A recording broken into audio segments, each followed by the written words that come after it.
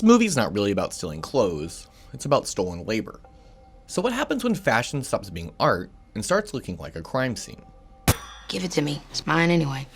On the surface, it's about Corvette, Mariah, and Sadie, 3 women known as the Velvet Gang who shoplift from a luxury fashion chain and resell the clothes to make ends meet. So at first it looks like a fashion heist comedy. Stylish crime, class resentment, cool outfits, a little chaos. But then the movie keeps getting stranger. Because the designer they steal from, Christy Smith, talks about fashion like it's a transformative art. But behind all the language is a company built on stolen designs, exploited factory workers, and people being treated like materials. That is where the movie gets interesting. Because Corvette admires Christy. She wants to be a designer herself. She sees fashion as possibility.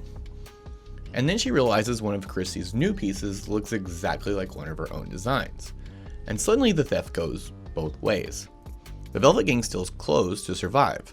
Christy steals labor's ideas, bodies, and dignity, then calls it luxury. The movie's not simply saying stealing is simple. It's asking why some stealing gets punished, and other stealing gets rebranded as business. And then the movie goes completely off the rails.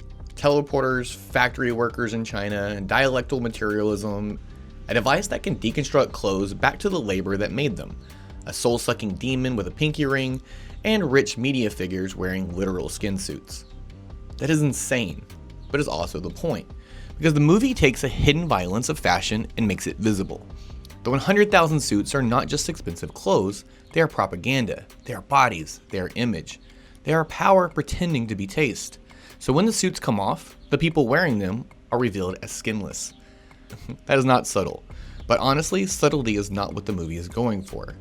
It is a satire with a megaphone. My main issue is that the movie has so many ideas that some of them almost fight for space. The heist story, the fashion satire, the labor politics, the demon subplot, the teleporters, the body horror, it's a lot. But the mess feels earned. This is a movie about a system where art, labor, class, and bodies are all tangled together. So maybe it makes sense that the movie itself refuses to stay tidy. When it focuses on labor, it really works. Especially the idea that constructing the clothes returns the cost of the labor back to the body. That is such a strong image, because it says exploitation is not abstract. It lives in people's hands, their health, their time, their bodies. That is why the ending lands. The Velvet Gang does not just get rich. They do not just pull off the heist. They help turn isolated survival into collective action. The strikes spread, the workers gain power, and the gang open a community center selling affordable clothes. That matters because the movie starts with theft as survival and ends with care as resistance. And that's why this movie worked for me.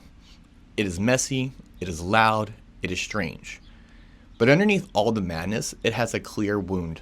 A world where poor people are criminalized for stealing clothes, while rich people are praised for stealing lives. But hey, maybe I'm wrong. Go watch I Love Boosters and see for yourself.